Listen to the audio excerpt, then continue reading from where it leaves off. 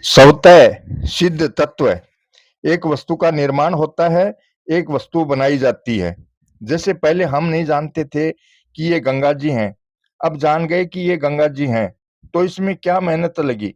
जब गंगा जी को नहीं जानते थे तब भी गंगा जी थी, अब गंगा जी को जान गए तो भी गंगा जी है। उसी तरह भगवान को नहीं जाने तब तक भगवान नहीं है, परंतु जब भगवान को जान गए तो उसमें क्या जोर आया। गंगा जी तो ज्यों की त्यों है, कभी गहरी नींद आती है तो जगने पर हम कहाँ हैं इसका पता ही नहीं चलता।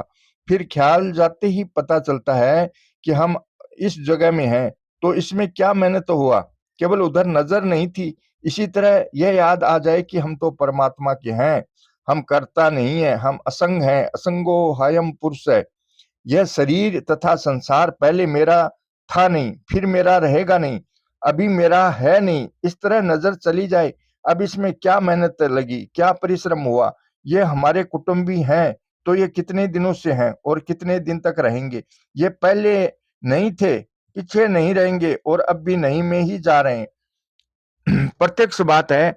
व्याख्यान देना आरंभ किया तो उस समय जितना व्याख्यान देना बाकी था उतना अब नहीं रहा, कम हो गया। ऐसे कम होते होते वह समाप्त हो जाएगा। पहले व्याख्यान नहीं था, पीछे व्याख्यान नहीं रहेगा और व्याख्यान के समय भी व्याख्यान नहीं में जा रहा है। इसी तरह जन्म से पहले शरीर नहीं था, बाद में नहीं रहेगा और अब भी निरंतर नहीं में जा रहा है। जितनी उम्र आ गई उतना शरीर छूट गया, उतना हम मर गए। अतः संसार का संबंध हरदम छूट रहा है। संसार से संबंध विच्छेद था और संबंध विच्छेद रहेगा, तथा अब भी संबंध विच्छेद ही हो रहा है। हम संसार से अलग हो ही रहे हैं।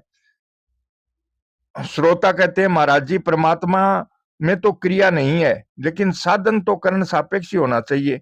स्वामी जी कहते हैं आप करण सापेक्ष साधन करो, तो उसके लिए मैं मना नहीं करता। साधन दो तरह का होता है, एक तो जहां हम स्थित हैं वहां से ऊंचा उठना होता है, और एक जहां हमें पहुंचना है वहां प्रवेश होता है।